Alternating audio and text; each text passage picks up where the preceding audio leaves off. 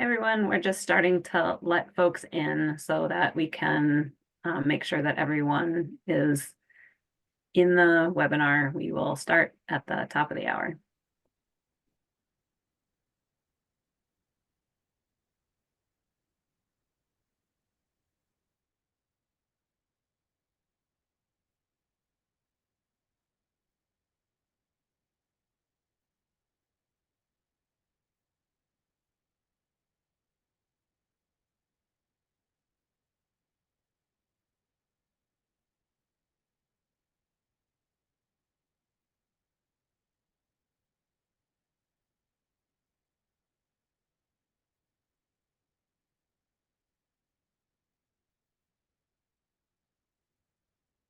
Hey everyone, we are still letting people in, so I'm going to start a little bit later than we had identified.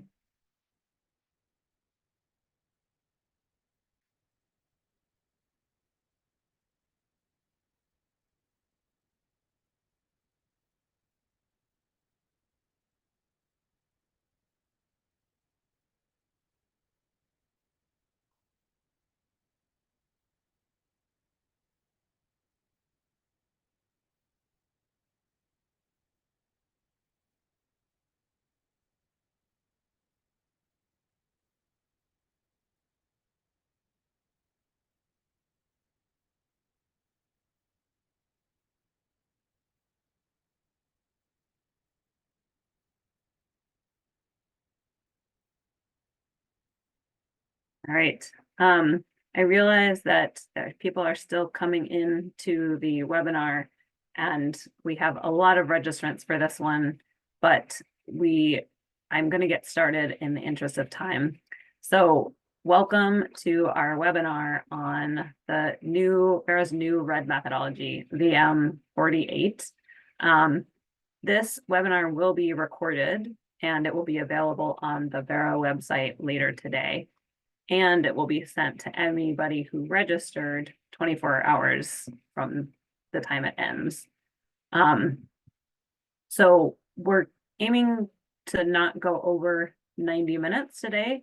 We can take questions after each section of the presentation, and then we'll take some questions at the end. Please submit those questions using the question and answer function. And we will either wait until they've been answered if we're going to answer them more further on in the presentation. We've already got a couple of questions in the chat box or in the question and answer function, or we will type an answer, or we will get back to you later after the presentation. If you have any questions that are more general than this, please either send them to info@verra.org or forestcarbon@verra.org.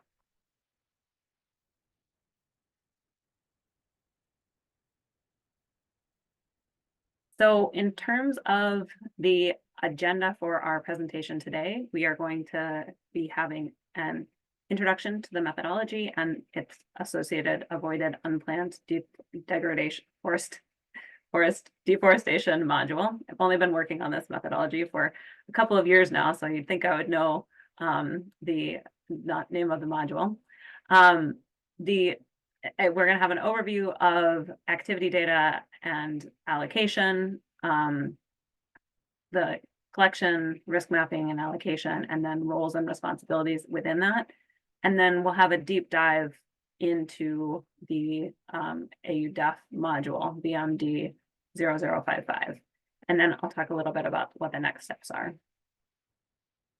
So the methodology development team is set out here on the screen.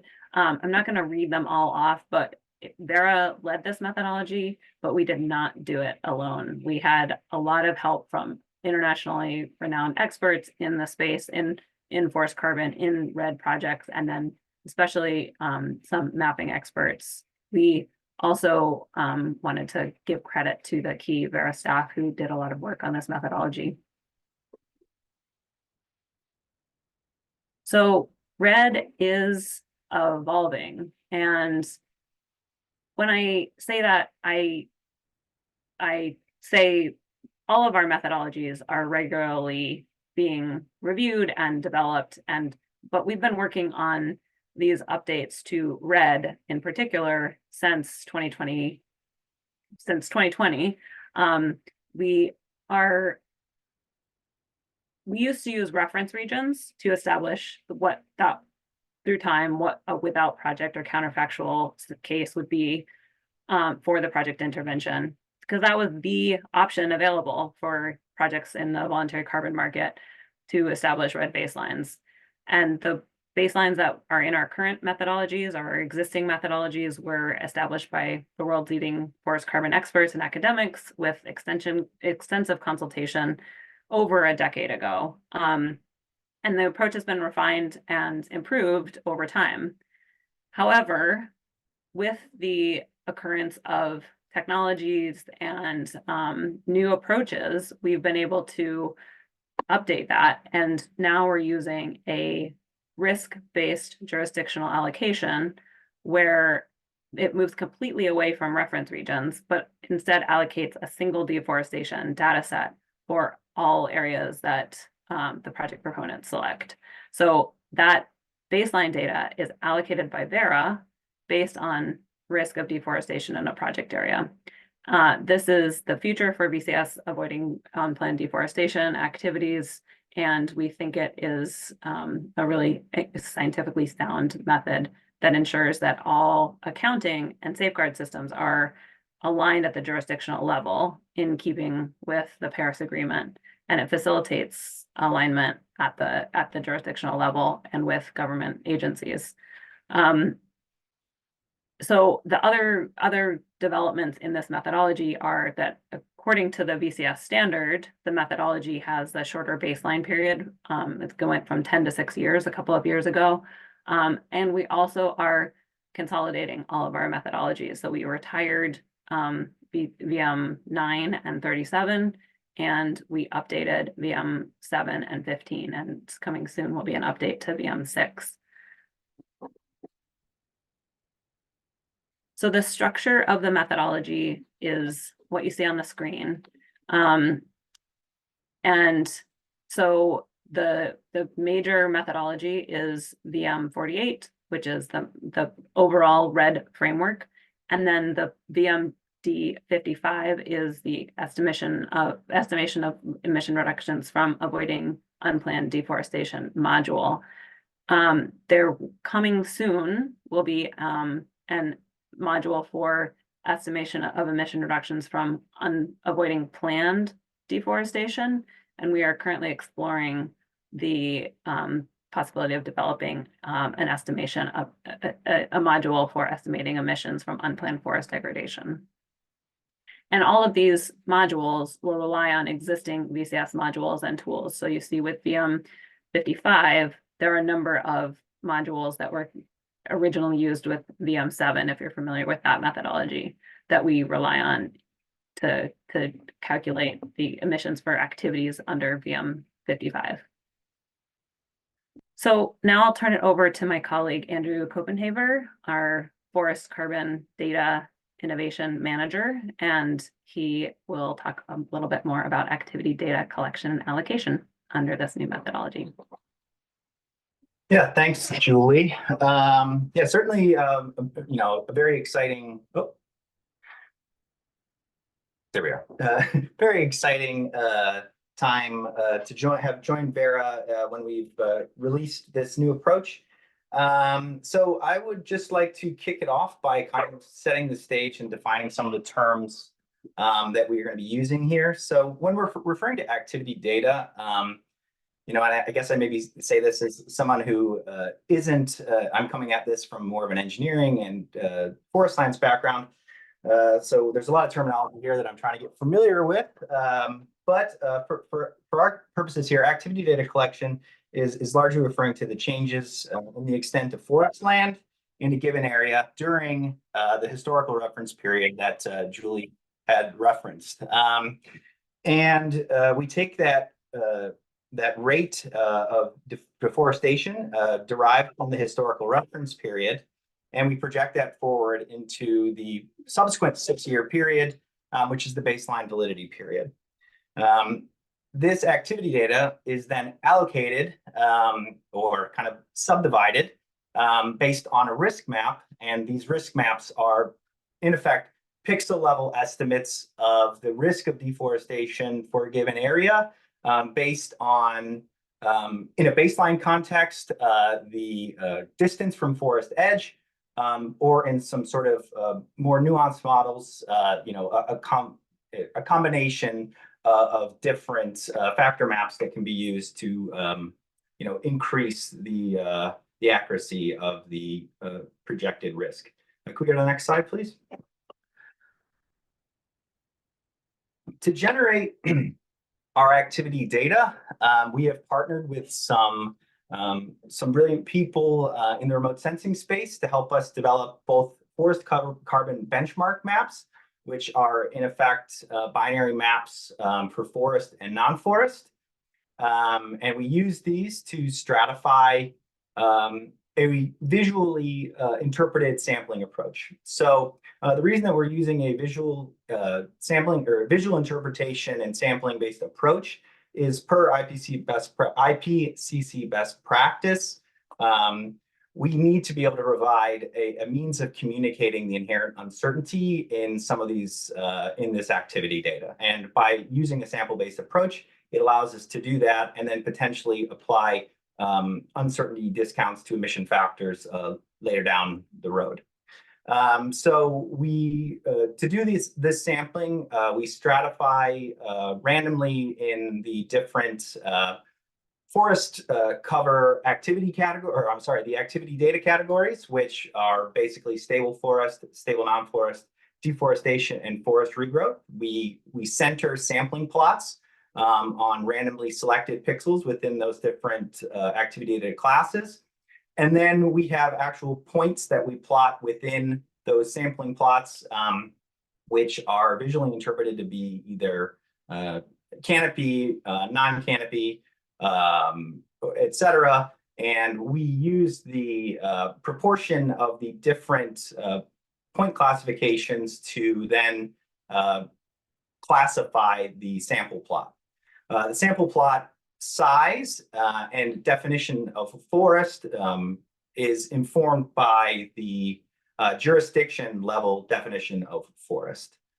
And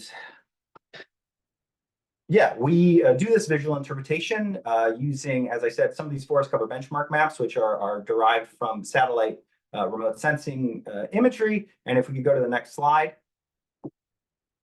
We also use satellite imagery, high resolution satellite imagery to do the visual interpretation. So we have some specifications for minimum resolution that must be met to do this visual interpretation. And we have a threshold of 10 meters for the spatial resolution. Then for acceptance of some of these activity data results, we need to meet the requirements as listed on this in this table. I'm not going to go and read through them all, but basically we need to guarantee some level of consistency in the forest or in the activity data maps or the activity data values and data sets that we're using in the future for allocation. I just want to put it out there that we also have an ongoing request for proposals for activity data generation that will be closing January 2nd of 2024. I've already gotten quite a few questions from that, but if you have any additional ones, please let me know. But please submit to that if you are at all interested in providing this for us. We are going to be generating activity data for quite a few jurisdictions in 2024. Yeah, and in addition to using the satellite imagery for some of this activity data generation, we are also seeking crowdsourced supplemental data that can be, kind of used to further refine activity data generation. And while we don't have an active call for that at the moment, we will probably be issuing another one in Q1 for the jurisdictions that we are in the process of getting activity data for in 2024. So Please do submit data if you think it would be useful for us. You can submit that to forestcarbon@verra.org or to me directly, and I will disseminate that as necessary. So basically, yeah, we have a sampling-based approach versus a pixel counting-based approach to allow for uncertainty discounting. And then we are going to go on to the next slides to detail how we're going to eventually allocate that with a risk-based approach.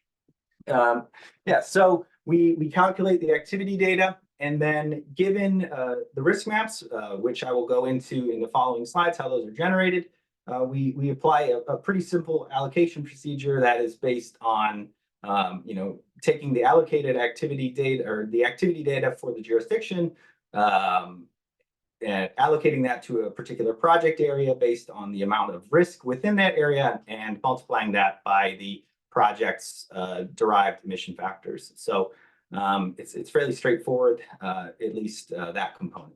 So I won't linger there. Next slide, please.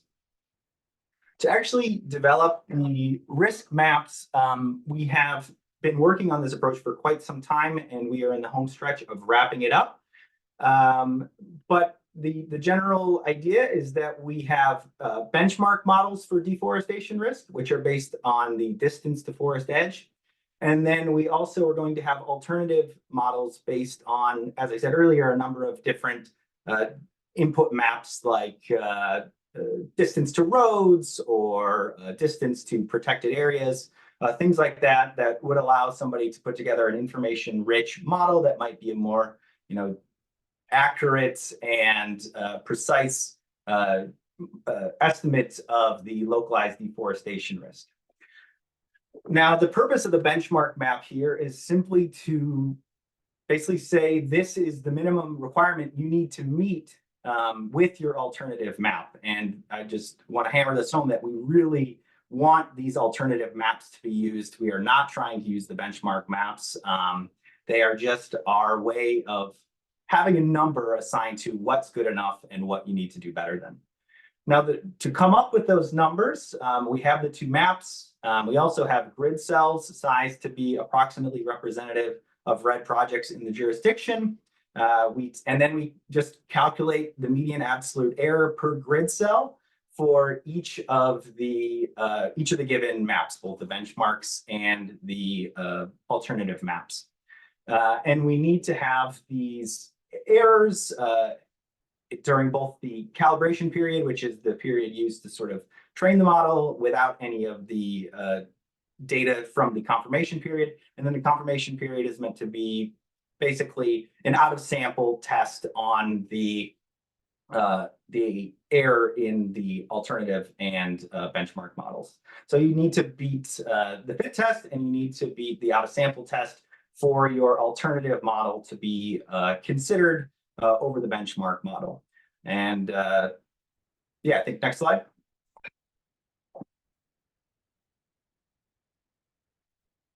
We are going to be also,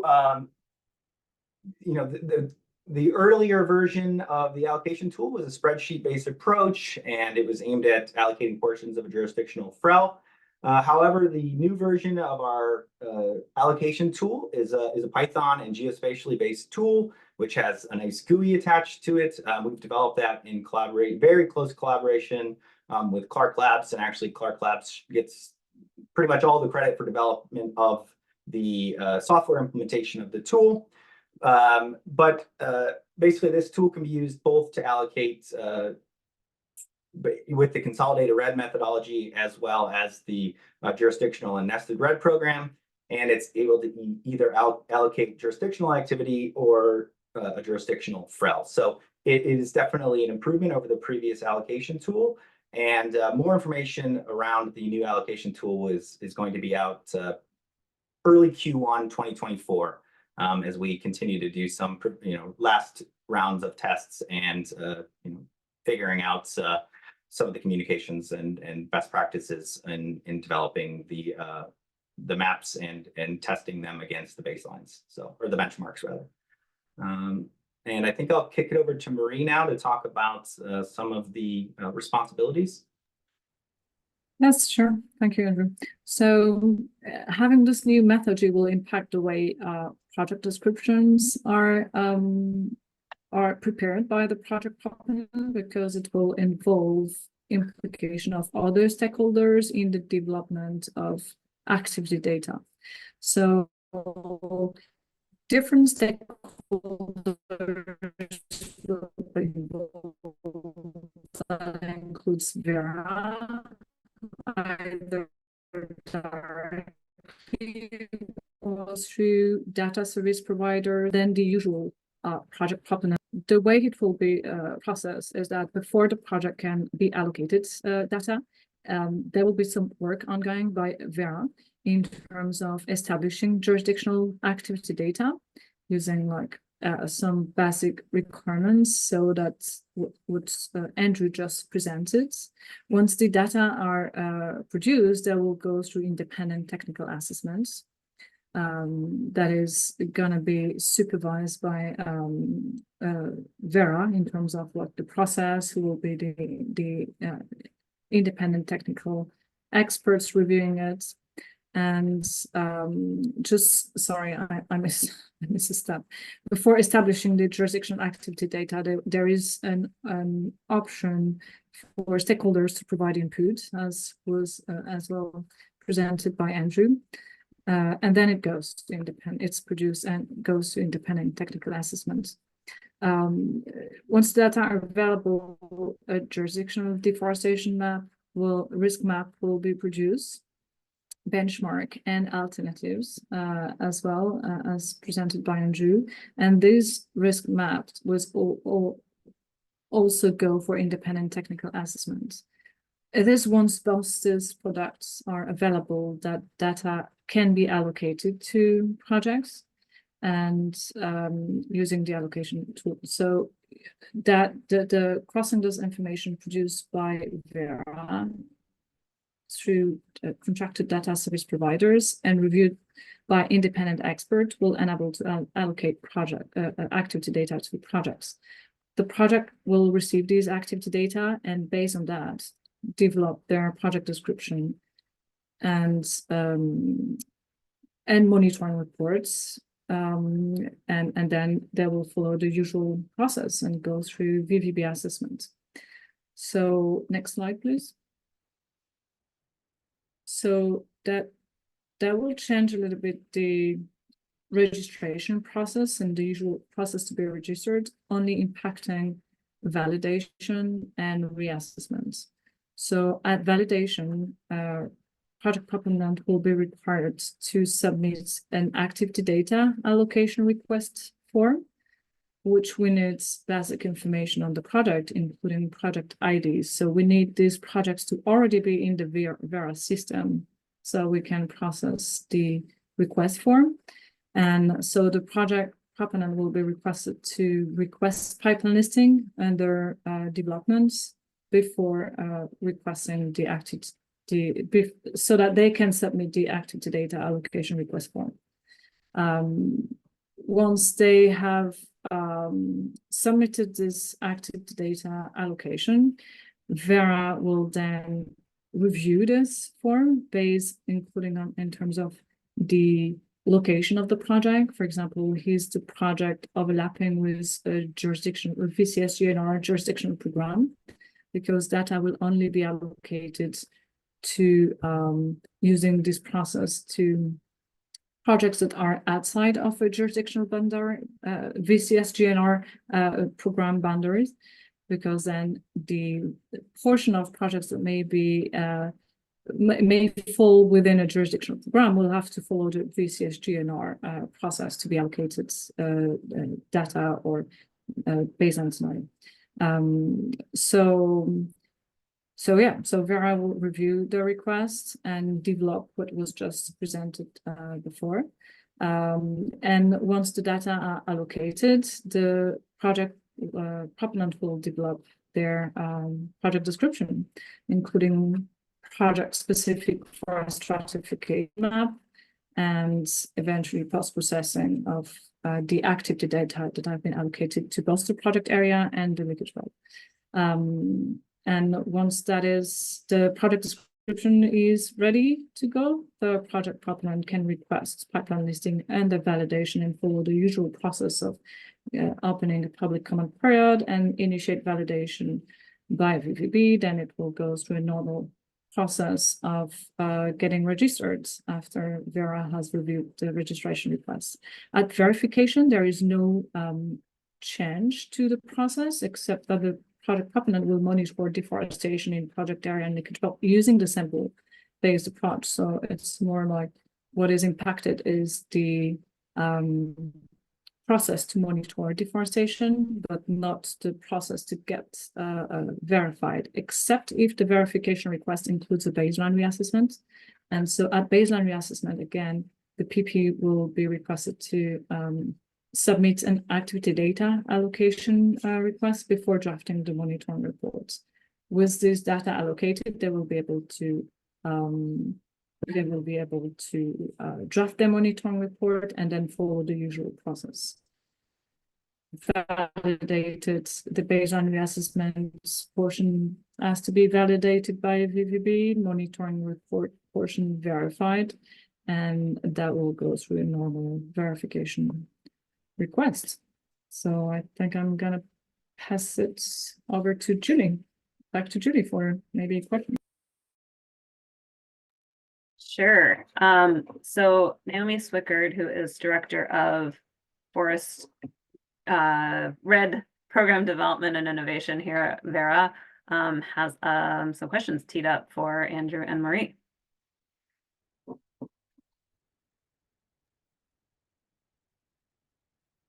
Yes, thank you very much. There are a lot of questions all over the methodology, so let me see if I can find ones that are very relevant to the comments made so far.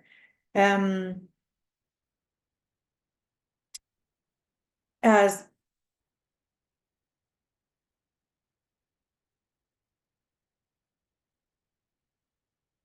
Well, this won't give you a lot of time to look, Naomi, but yeah, sorry, why don't we go ahead and there are lots of great questions, all of them pouring in. I'm trying to select the ones that are actually relevant to what has just been asked, so maybe it's better if we go ahead and continue and then come back. well, I had one question for you, which is about how activity data will be, how project proponents can receive activity data and if there will be a fee for that. Sure. So yes, as has been outlined in the process slides that were just presented, once the activity data is available for a specific jurisdiction, projects will be able to request that for their project areas that can then be implemented within the project description. So yes, there will be a fee. We are currently working on establishing what that fee will be, but we are aiming to do that on a basis that is distributed across all projects and based on the size of the project and targeting a fee that will be, in the vast majority of cases, if not all of them, lower than what projects are currently spending to gather and implement this data on their own. So we should be releasing the updated fee schedule for this in Q1 of the coming year. And Andrew, could you explain who will perform the independent technical assessments and how they will be selected?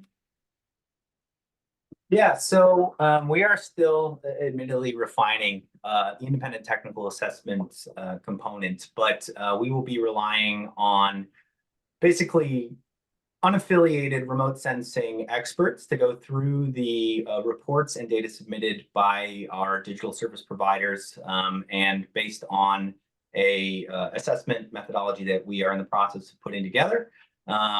So we will be putting together a call for folks to be evaluators, but it will be coming in with the release in all likelihood of some of the following the release of some of the we're still getting activity data in, basically. So we will be doing that. And then for the second round of activity data that we are in the process of the RFP with, we have as a component of the acceptance criteria that Verra will identify in advance of submission of the activity data by the digital service providers. They need to basically get sign off from a third-party evaluator to be determined by Verra. Does that answer the question? I think so. People can write back in if it doesn't. So we're also getting a lot of questions about how this methodology relates to jurisdictional and nested REDD under the VCS program. Naomi, do you want to take that, or I could take it too? Sure. So the JNR is still a separate program, if you will, or approach framework within the VCS program. So this methodology really focuses on ensuring that we have consistent baselines developed for projects that are within a jurisdiction. JNR focuses on actual jurisdiction level accounting and crediting, at least under scenarios 2 and 3. So those are still separate approaches. We will, however, be updating JNR in the coming year, in particular to integrate the updates that we have made with this new methodology into JNR. So the advances made on the risk and allocation process in particular. And where the proponent of the activity is a jurisdiction and it is a jurisdiction-wide approach, then JNR would still be the appropriate method of moving forward. And where we're talking about project level activities only without that jurisdictional crediting, then this new methodology applies, but it is using data from across the entire jurisdiction to ensure alignment with jurisdictional accounting, whatever program that might be under. Great, thanks. And there are also a lot of questions about how we are going to attempt to integrate with national level data or national FRELs. And so most of our jurisdictions are considered at the national level. Many of them, or some of them, are state level, like the Brazilian states and Mandombe province. So second subnational level. We will attempt to use that data, and our data service providers have been working with the governments, local governments, to use that data, and Verra is going to have more staff availability to engage with national governments. And that's one of the reasons that we think this methodology is so great, is that we can engage with national governments and use some of the data that they are actually producing. And we will give our data back to the national governments or jurisdictional level governments if they want it after we've developed it. And so we will use some of that data. We need it to be aligned with our requirements, though. So that's where we might need to do some gap filling. Naomi, do you have anything else to add to that? Yeah, I would just say, there's a bit of a timing issue here where we're driving towards as much alignment as is possible now. But we also need to make sure that we're able to provide this data and a pathway for projects to move forward as soon as possible. So this is also going to be an evolving aspect where I think in the long run, it definitely would be a positive outcome to be able to use for a government or for a country that a single data set for multiple purposes. And so we will be doing a lot of outreach with governments in this next round to ensure that they understand what this is and what it isn't, and that we are cooperating and collaborating as much as possible, and over time moving towards systems hopefully that are not just consistent but actually the same data set. There are also a bunch of questions on risk mapping but we can address those questions in whenever in Q1 we release the allocation tool, because that involves risk mapping. So you'll be able to see that there is a benchmark approach, and then there is an alternative risk map approach, and we test those via a statistical tool, and whichever one is the best one wins out for the entire jurisdiction for the entire baseline validity period. So it will be used by all the projects to allocate data. So I think let's move on at this point. We still have tons of content to get through and lots of questions to answer, but I want to turn it over to Dr. Tim Pearson to get into the MD 55. Thanks, Julie. I'm really happy to be here today talking about this methodology and this module. The approach taken by Verra now allows us to have consistent, transparent integrity with no element of projects selecting their own baselines. And it will result in numbers that sum to entire jurisdictions, allowing nesting in the future. This is supposed to be the deep dive into VMD 55. I think we could spend a whole day diving deep into particular parameters and equations.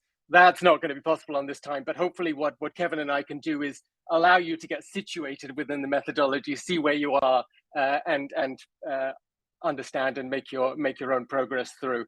But happy to take questions at the end. So first of all, that high-level view of the AU-DEF methodology. There's the jurisdictional standardization, as we've been hearing so far today already, of baseline activity data that then goes through that allocation to projects via the risk modeling, allowing pixels which are at high risk of deforestation to be allocated the expected amount of deforestation, and that allocation to most closely possible capture what would have happened in the absence of the project. Leakage, we divide it in two broadly, between geographically constrained agents. Those are the ones that are resident in and around the population. We can monitor those by having a belt around the project and seeing if that belt around the project has an increase in deforestation because there's a decrease within the project area. But then there are non-geographically constrained agents. And so those couldn't be captured by the leakage belt, and therefore we have to have an approach to say, if someone would have migrated into the project area, no longer is doing so, what's the leakage associated with that? The project is responsible for development of your own emission factors. That's forest inventory, exactly the same as REDD projects have been happening, or very largely the same projects have been happening already in the last 10 years. And the project is also responsible for their activity data, not in the baselines we've been hearing, but in the project case, monitoring your project area and your leakage belt. Activity data comes from remote sensing with as high a resolution as is possible at a understandably reasonable cost point. A sampling approach is required. We're not doing wall-to-wall mapping in following best practice. Uncertainty in the module is handled through discounting of both the emission factors and the activity data, rather than taking an uncertainty deduction at the end, which was the case in many of the methodologies. Next slide. Applicability. There are some high-level exclusions from this methodology, largely the exclusion of tidal wetlands and peatlands, and those exclusions are because those particular aspects of land use projects are going to be captured under future methodologies that we're going to expect in the very near future. The update to VM33 for tidal wetlands, and then a new methodology for peatlands that is starting to be worked on right now. At the module level, we exclude planned deforestation, very obviously, because there's going to be a new module for planned deforestation. We also exclude leakage prevention activities that will cause emissions that aren't included in the module, particularly drainage of wetlands, flooded agriculture, confined feeding operations. All those sort of things are outside of this and not activities that we're looking to encourage in order to decrease deforestation because of their own associated emissions. Key overview of the module steps. We start off with clearly proving project additionality, always important, and then moving into defining the efficacy of the project, having a leakage management area, understanding the deforestation agents and the causal chain of deforestation, and then moving on to working out how effective the project is going to be at confronting deforestation. What risks are associated and what are the risks of leakage. So this just allows a good definition of ex-ante impact.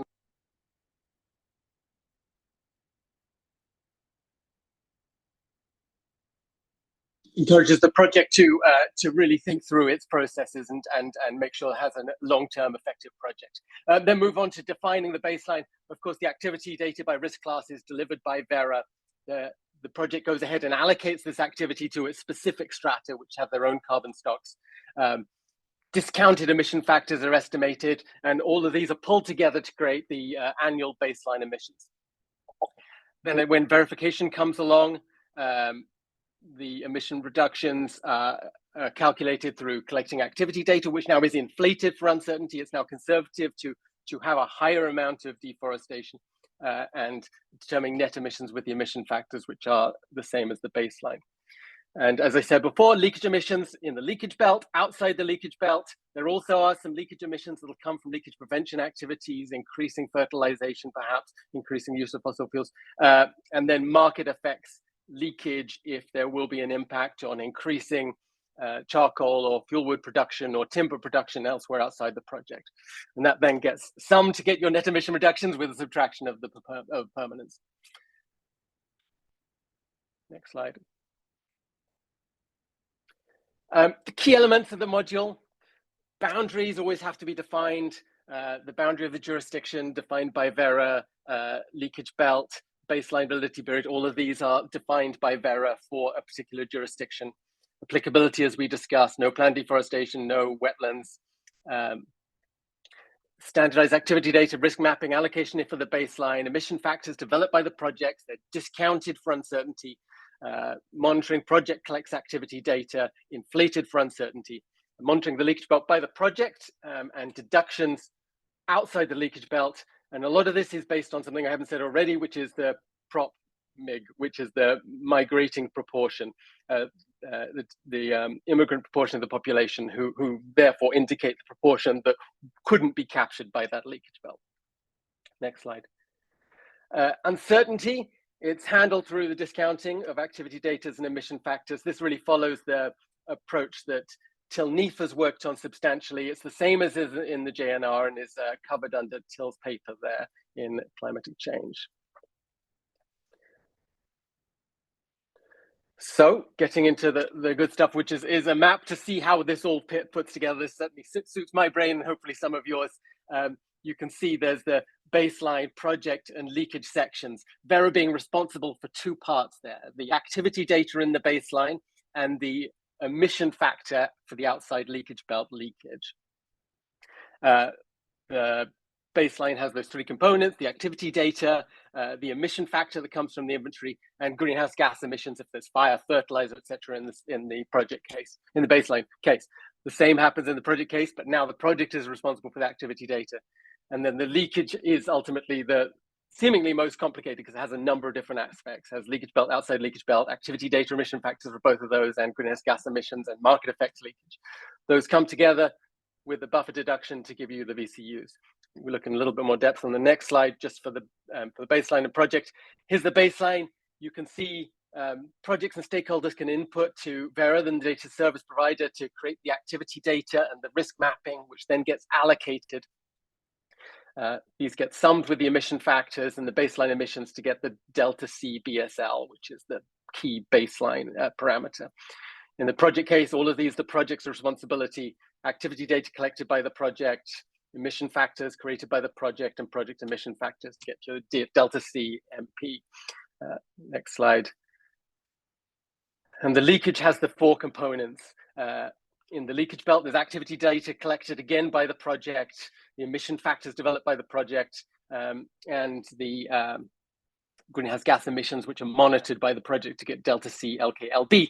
Outside the leakage belt, there's an emission factor that is developed by Verra and the data service provider. And then the project itself looks at the amount of activity data for the baseline period and the amount of activity data for the monitoring period in the project area.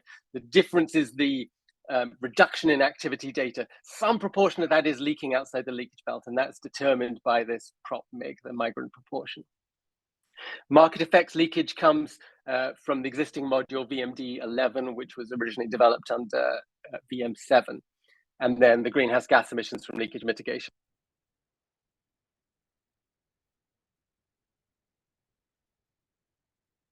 And then here's everything put together.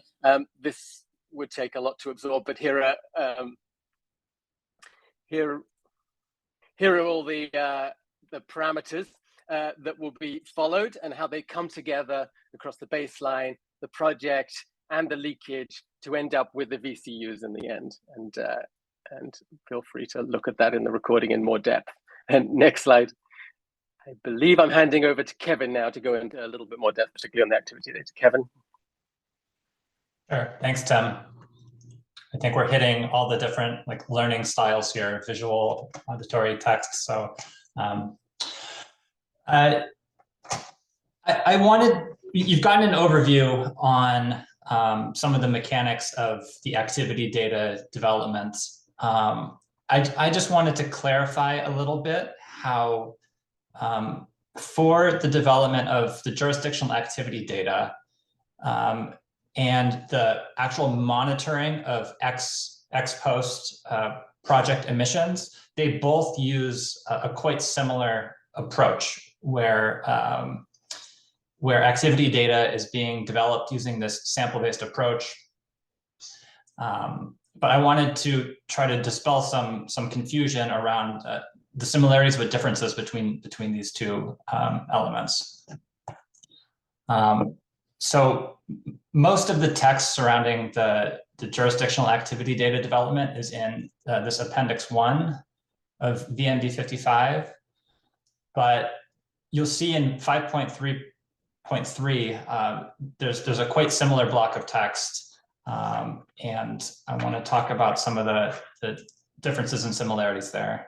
So we can I advance, or do I have power? You do it. Thanks. So just some terms here. So the term activity data, when we're talking about the jurisdiction, it's covering the historical reference period. So that's that roughly 10-year period preceding the start of the baseline validity period. For the project, you're developing activity data similarly, but just over the project, the period that you're monitoring and for under which you're submitting a monitoring report and hoping to issue credits. In both cases, a sample-based approach is used where you're interpreting, you're using visual interpretation of imagery. There are conservative discounts that are applied in both cases based on the statistical uncertainty of those activity data estimates. Both cases have a procedure where you carve out these identified exclusions and don't sample those areas. In both cases, a stratified sample is likely to be used, but it's only required under the project case. Next slide.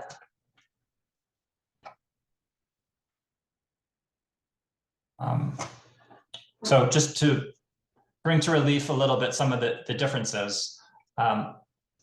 So between the jurisdictional case and then for the project monitoring case. So for the jurisdiction, you're monitoring, you're sampling the entire jurisdiction. For the project, you treat the project area and the leakage belt as the area of interest for the analysis. So as one single area of interest. For the identified exclusions, these areas that are mapped out and excluded from the sample because they're either a non-applicable type of deforestation or they're a natural body of water. You're looking at areas that are over 1,000 hectares in scale, but with the project that's reduced down to just 100. There's no requirements around sampling strategy at the jurisdiction. At the project scale, you are asked to stratify by a few different categories. The project area and the leakage belt should be stratified separately. Any forest carbon stock stratification that you use in emission factors should be a stratification for your sample. And then you should attempt to stratify based on relative risk of deforestation. In the jurisdiction, you're observing 4 land cover changes: regrowth, deforestation, stable forest, and stable non-forest. Whereas in the project case, you're only monitoring the unplanned deforestation. In the jurisdiction, there's a hard 20% ceiling on the amount of uncertainty that's allowed in the activity data estimate. There's no upper limit on the project case for the uncertainty. And this is because you're likely dealing with smaller sample sizes, and due to the uncertainty discounting that happens, there's a cost benefit that the project proponent can make as to how precise they're able to get that estimate. Whereas in the jurisdictional case, there's that hard limit of 20%, but then any uncertainty between 10 and 20% will be subject to an uncertainty discount. And any uncertainty below 10% is not penalized. In the jurisdictional case, the penalty results in a lower activity data, a lower level of activity data, whereas in the project case, it results in an increased level because that's conservative as to the detriment of project crediting. Okay, you can go to the next slide.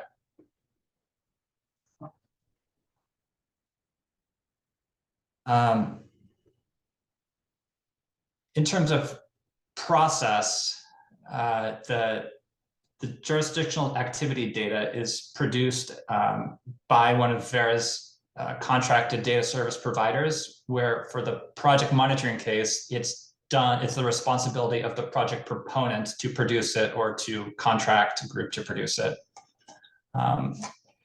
It's done once at the start of every baseline validity period for the project, for the jurisdiction. At the project case, it's done just whenever they choose to monitor. So it could be done on different frequencies depending on how frequently the project would like to issue. And then for the identified exclusions, the project essentially inherits any of the identified exclusions that are taken from the jurisdiction, that are identified in the jurisdiction.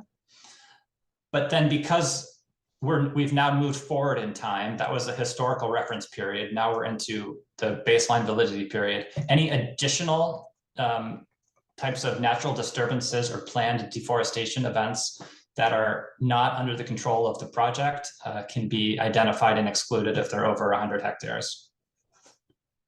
And I think I talked about stratification already, so you can advance. Okay, guess that's it. So we are not going to take questions here. In the interest of time, we're just going to move forward to the next section of the presentation, which is the next steps. So this is small text, but hopefully you can see that for the transition period, there's a set transition period for projects that include avoiding unplanned deforestation activities. So for currently registered projects, and this is all set out on the Verra website, and I'll include some links at the end so that you can look this up yourself.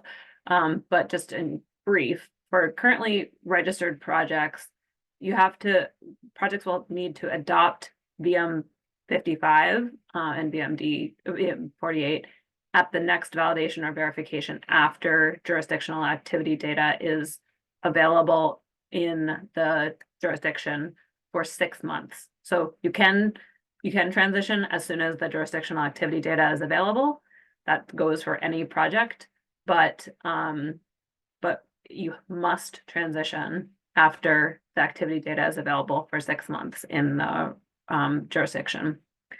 And then for projects under development, so projects under development must adopt the jurisdictional activity data for the jurisdiction after the data has been available for 6 months, unless they list with the status of under validation, so listed under validation before that 6 month period has elapsed.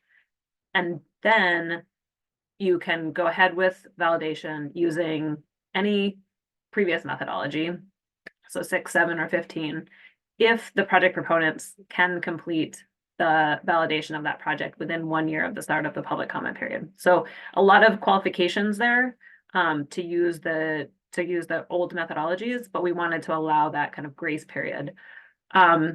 For new projects, all new projects must use this new VM 48 and VMD 55 after the jurisdictional activity data is available for 6 months. And until then, you could use any of our current methodologies. So that's for all new avoiding unplanned deforestation projects. So people are very curious about the status of activity data development and risk mapping. So for the current, our phase 1 of this, which Andrew talked about, the ones that we are currently developing activity data for, we have activity data for, and we're about to commence risk mapping for. And for risk mapping, we will be contracting with data service providers to do the alternative risk maps. We'll do the benchmark maps ourselves, and then we'll compare them. And like I said, use the final risk map that is the statistically best one. But we've currently completed or close to completion for data in the jurisdictions that you see in the top box here. And then the data service provider contract is out for any of the other jurisdictions. So we will have the data available to allocate for the jurisdictions in the top box by mid-2024, and that includes most of the jurisdictions where we currently have REDD projects. And then for the other jurisdictions, they will be available in the end of 2024 or beginning of 2025. So coming soon, this is an important slide because this is the other components that will complement the new REDD methodology. So we have, as we've talked about before, the unplanned deforestation allocation tool, which will be out in 2021, the first quarter of 2021. We have a true-up mechanism that we are still working on, but it will provide an option to reassess prior periods using the new methodology. We are going to be aligning jurisdictional nested REDD with this new methodology, and in particular with the new allocation tool, as Naomi mentioned earlier. We are going to be developing an avoided planned deforestation module in 2024. And then in 2024 as well, we're going to be exploring the viability of forest degradation activities. And then, as Tim mentioned, we excluded wetlands from this methodology, but there are a revision to VM33 coming, which is the title wetland and seagrass restoration methodology. And then we have an RFP out it's closed, but we're going to be developing a tropical wetlands method or tropical peatlands methodology. So those will complement this new REDD methodology and make it more holistic. So this key resources slide, they're all links. So we'll, when you get this, I think we'll put up the slides in PDF form, so you'll be able to look at these links, and we can share in some of the answers. We've shared links as well. So check out the responses to questions that have been answered in writing. And now we will move on to final questions. So I'll dismiss the slides for now. And Naomi, do you have questions for us? Yes. Many questions. So we will try to get through as many of these as we can. There are a number of questions covering what activities are covered by this methodology and what to do with other activities that are not. So for example, some of the older or the existing methodologies cover activities including forest management or planned deforestation. So what does a project do if they include those activities? How do they cover them when they're not in this new methodology? Yes, I can answer that. They should be able to use components of the existing methodology to complement the new methodology, or like I was saying just now, there are coming up methodologies that will be developed to fill the voids where this methodology doesn't cover. And so we won't inactivate any methodology that covers something that this new methodology does not cover. until we have it covered by something else within the VCS program. Yeah, so just to add a little bit, there's some questions about combining those. So to be clear, that means you can combine those activities under other methodologies with the REDD activities under this new methodology.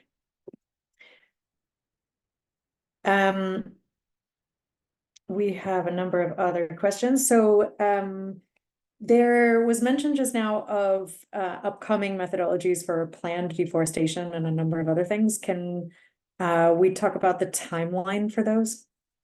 Julie, do you want to answer that one, or I can? Sure.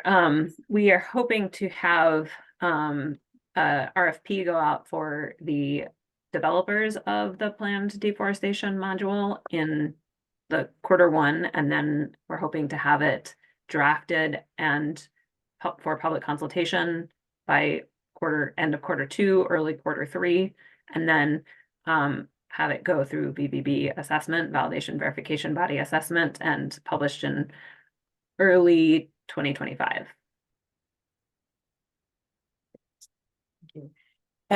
We have a number of questions about the inactivation of VM9 and other methodologies. Can you cover a little bit more of what does the transition look like from those that were at 9 and 37 that were inactivated, and how is that different from 7 and 15? So most of the projects that use VM9 are in jurisdictions where we'll have activity data available to allocate in 2024. So we're hoping that they will all transition directly to using the new methodology. However, if they need to use a different methodology in the meantime, they have the options of VM6, 7, or 15.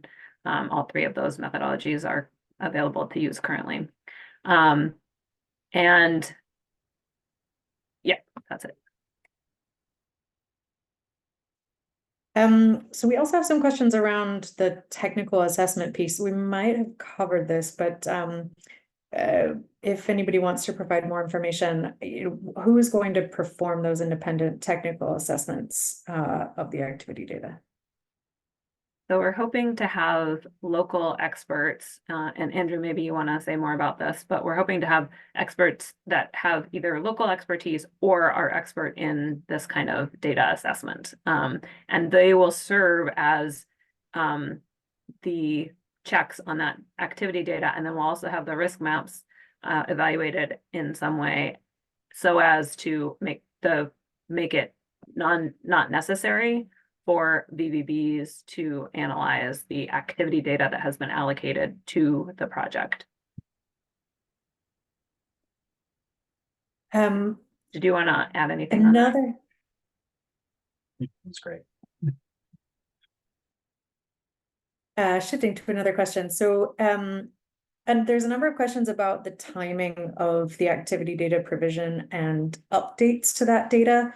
So how often will Verra be updating this data, and what do projects do if they don't exactly align with those dates?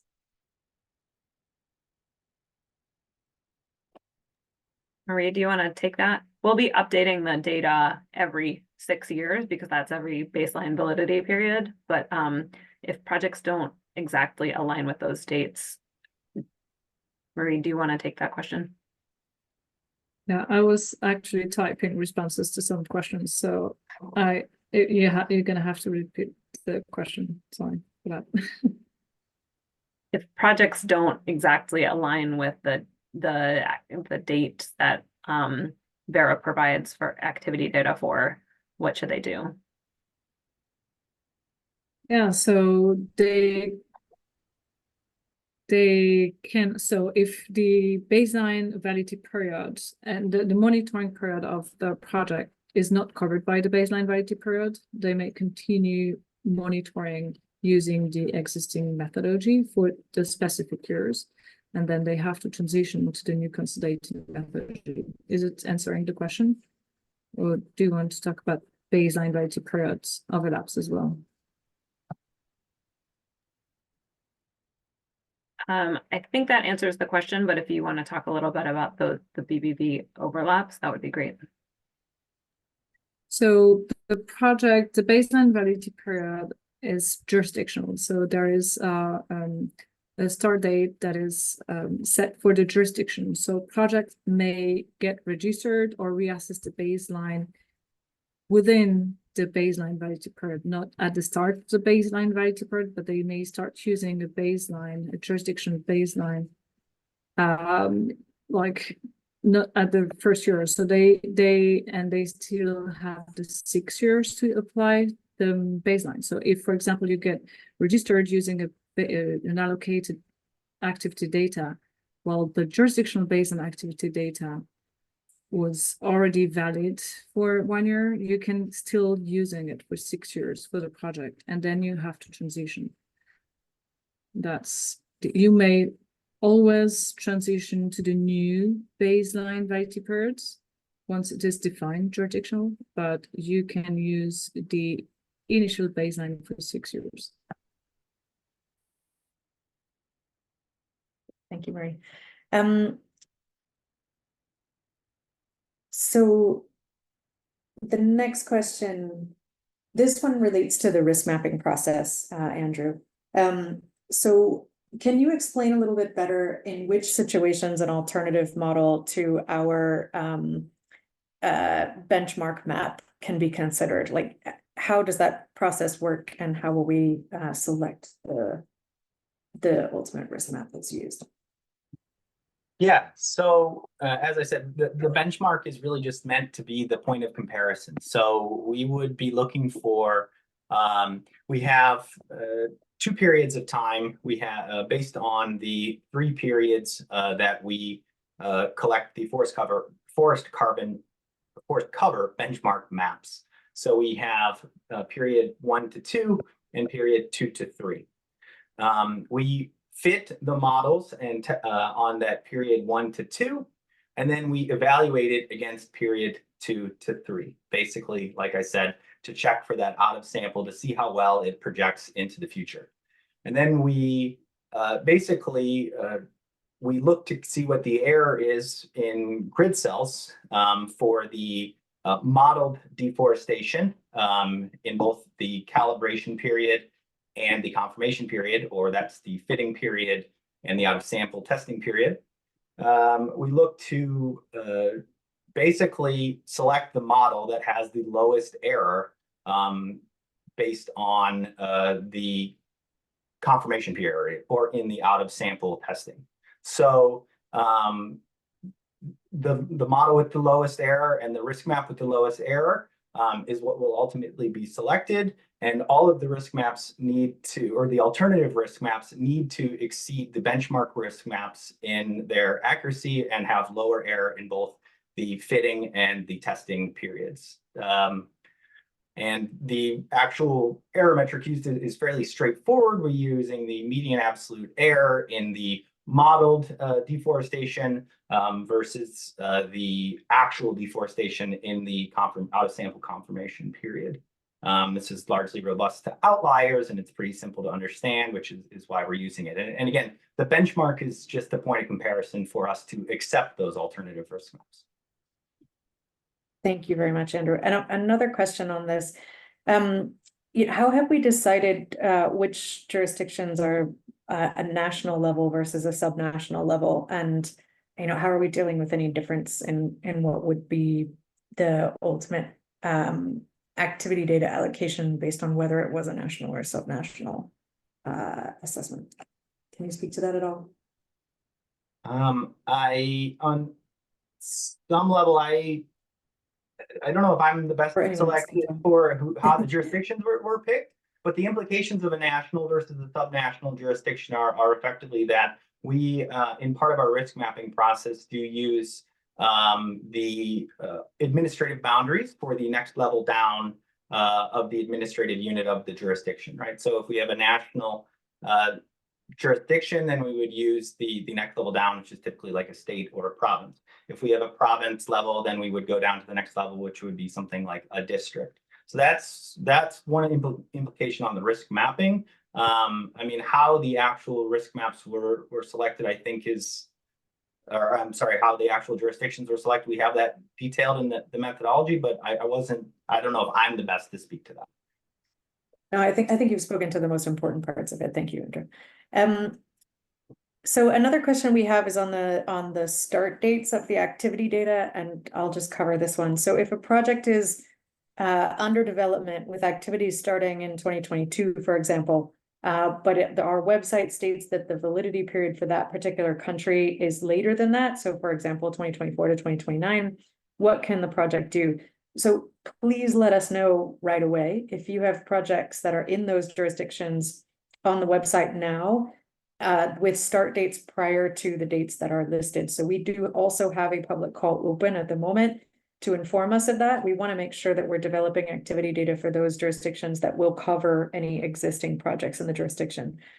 So please do let us know if you have projects with start dates that are not currently validated under existing methodologies that you're wanting to apply the new methodology as soon as possible. If those start dates are prior to the dates listed on the website, please do inform us.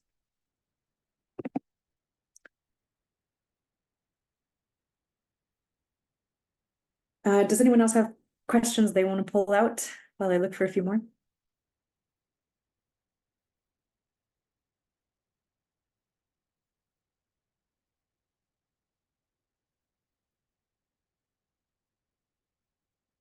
Here's an interesting one. How will Verra inform project proponents when the activity data is available for their jurisdiction, and also when the 6-month transition period is required? So we're Julie, do you planning, want to take that one? yeah, we're planning to post on our website when the different activity data is available, and we're working on updating our activity data page so it's capable of doing that. And then we'll send an email to all existing project proponents in the jurisdiction, and we'll make an announcement about it. So if you are interested in learning when that 6-month deadline starts, then when data is available to allocate in your jurisdiction, please sign up for our newsletter, which you can do at the Verra website.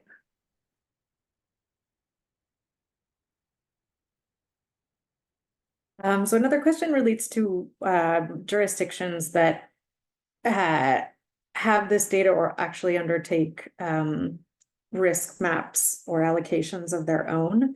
How will we handle any jurisdictions where governments have done that themselves? So I think we're working on one example of this.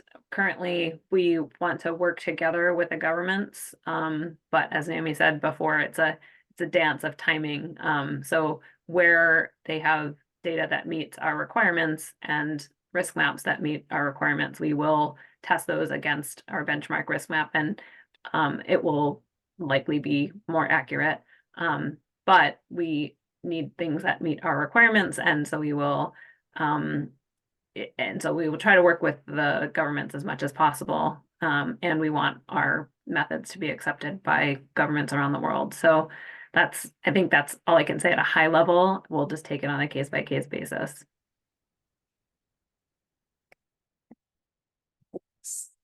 I continue to get a lot of questions about different activities. So just to reiterate again, around whether they're WRC activities or ARR or anything else that is outside of this methodology, again, you can continue to account for those under other methodologies. So they're not included in this one, but it doesn't restrict your ability to account for those other activities.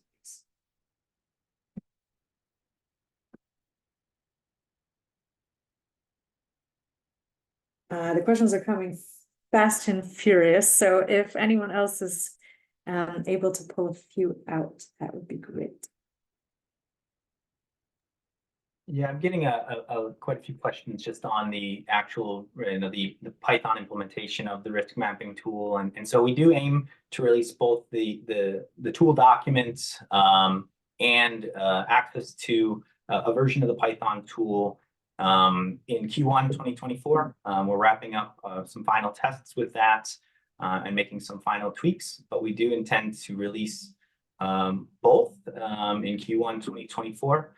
Additionally, the release of this tool and the software implementation has no bearing on our sort of way forward, we will be working with partners and releasing an RFP for development of alternative risk maps, which will be sort of evaluated in conjunction with the tool that we will be releasing, but we will not be handling that all. Well, we will continue to be handling that through digital service providers. And so that's, I think I've seen quite a few questions on that, and just to clarify that, and that RFP for for risk mapping providers will come out with the tool as well as the software implementation. Great. So a couple more about transitions. Projects that have already listed using one of the former methodologies, do they need to wait at this point, or can they move forward? So again, you can use those existing methodologies until the new methodology is required and the activity data is available for that jurisdiction for 6 months. So projects don't have to wait at this point for the activity data. But if you're in the middle of the process, and particularly if you're in one of the phase 1 jurisdictions, it may be advisable to wait, but that is a decision that projects can take. And similarly, for those that have used older methodologies that can't be, or that have an expiration date, again, it will require those projects to shift to the new methodology once that data is available. This is a good question we should definitely answer now. So can you address the questions that are not answered during this webinar? Julie, how are we going to handle? There's a lot of them that we're not going to be able to get to in the time. How do people get answers to these questions that we're not able to answer today? So there are FAQs on our website about these methodologies, and then we will try to update them using the questions that we get but don't answer from this webinar. And then we will, but if they're more specific than what we want in a general FAQ, we will write back to the commenter specifically if we have your name. And then if we don't get back to you by the end of January, say, because there's a lot of comments, a lot of questions, and you still have a question, and you've looked at the FAQ page and you've looked at all the other resources on our page, please don't hesitate to email forestcarbon@verra.org.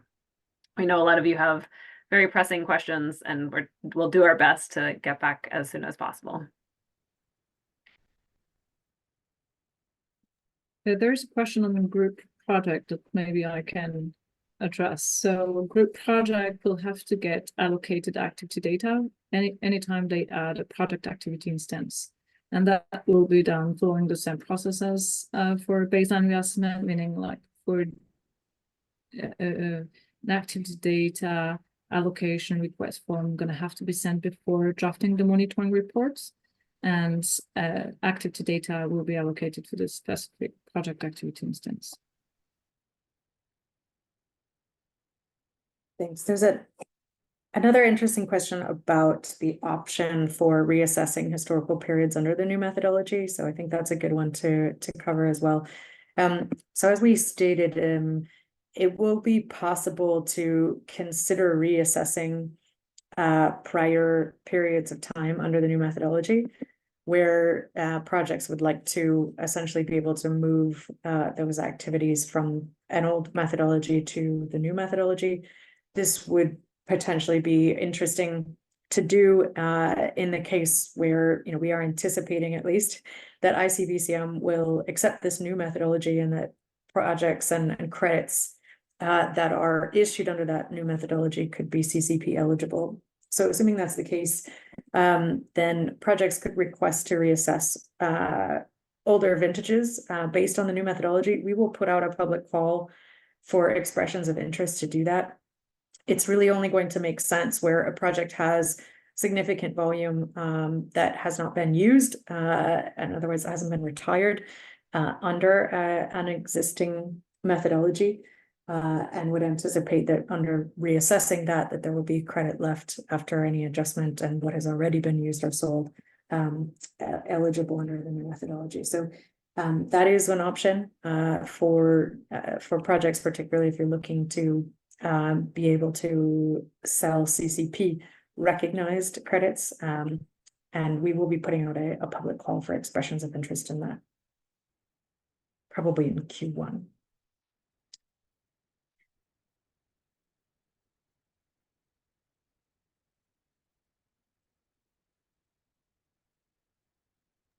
There is a question on whether our project is, what happens if a project is between two jurisdictions? So they will be allocated activity data from the two jurisdictions. So from our review of the portfolio, there is no project that would cover two jurisdictions, which the two jurisdictions are not already producing activity data. But if that is the case, we would really encourage you to let us know as soon as possible, and so that activity data can be produced for the missing jurisdiction. But the idea would be to have applying a single methodology and having data allocated from different jurisdictional data and jurisdictional risk map.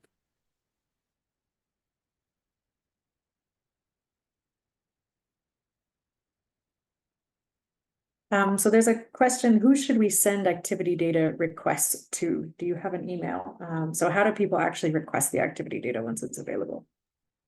Julie, do you want to cover that? Yeah, we'll be developing once we have, or by the time that we have activity data available to allocate, we will have worked with the registry, the Verra registry, to implement a request function there. And there'll be a form that you fill out, a template that you fill out that we're working on developing now, and then we will send you back a baseline allocation report.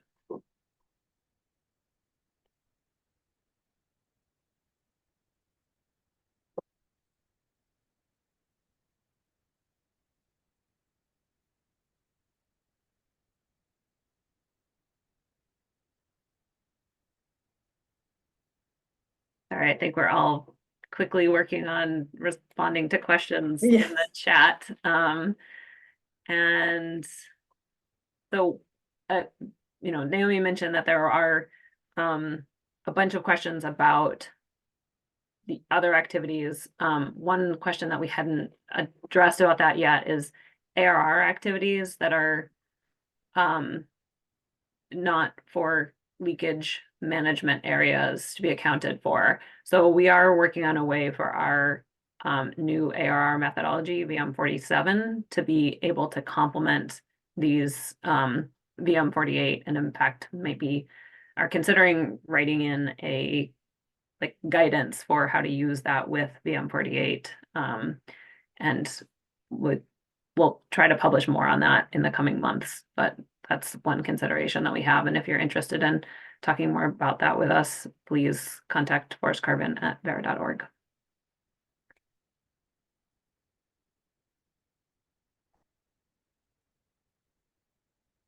We have a couple of interesting questions about project longevity and permanence. Julie, I don't know if you can cover this. Can you clarify that the project longevity of 40 years, and is that starting over under this new methodology, or and maybe just talk a little bit more about what those changes look like? Yeah, project longevity is 40 years, and I don't think it would start over under this new methodology. If you're transitioning a project from the new methodology from an existing, you have a start date, the project longevity is 40 years from that start date.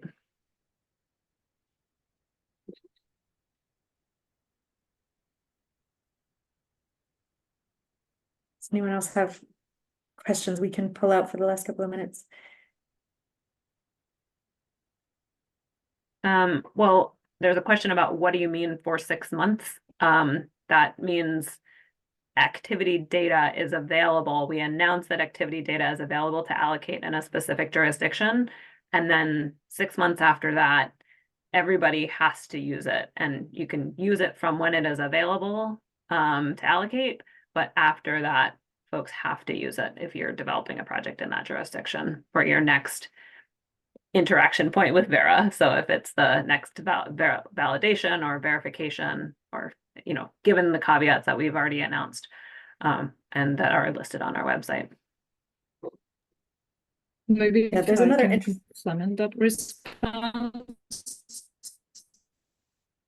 is that, so for projects, validation using an existing methodology before the 6 months ends, that what going to be used is that public comment period has to be initiated, and so which means a VVB has to be hired. So we need a proof of contracting from the VVB.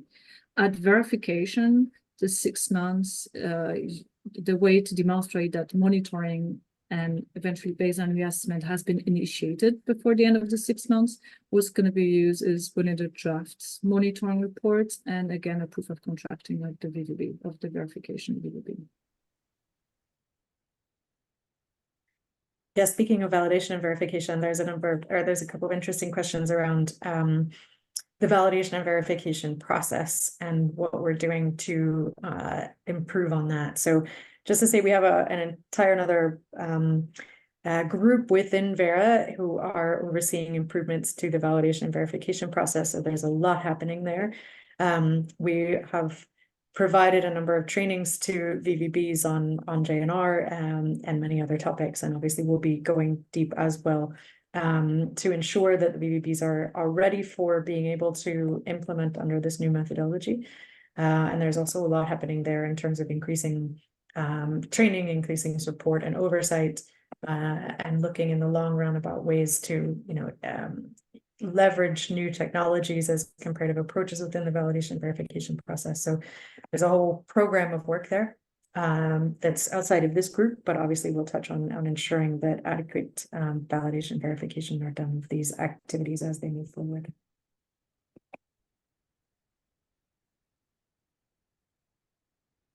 There's another permanence question, actually. Is there any change to the minimum buffer pool contribution or how permanence is assessed? Nope. Not, That's the easy answer. Not related to this methodology, but the non-permanence risk tool has recently been updated. So, and it has to be applied following the grace periods.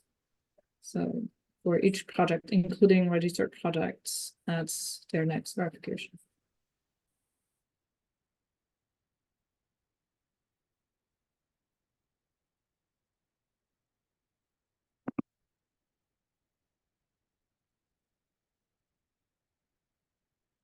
We're receiving a few questions related to monitoring, since Verra is providing the activity data to projects for this methodology. We won't be providing monitoring data, but it is something that we're considering for the future because it does go along with the activity data provision. So look for more updates on that, but not in the near term.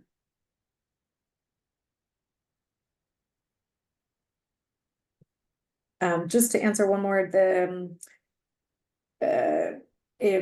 terms of the schedule for publishing the risk and allocation tool and the software, just to reiterate, as Andrew mentioned, that should be out in Q1. So you'll be able to play with that tool very, very soon.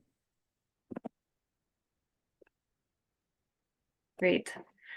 Well, unless anybody sees any of these questions that they really want to answer, does that anybody?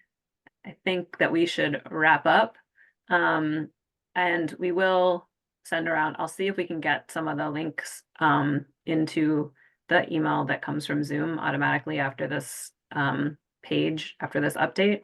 But the webinar will be posted, and we'll post the slides on our website, which will provide all the links. And then please look at all the resources on our website and do email forestcarbon@verra.org if you have any remaining questions. Thanks very much all for your participation. Thanks to the panelists. And we look forward to working with you on the implementation of this methodology. Thank you, everyone. Thank you. Bye.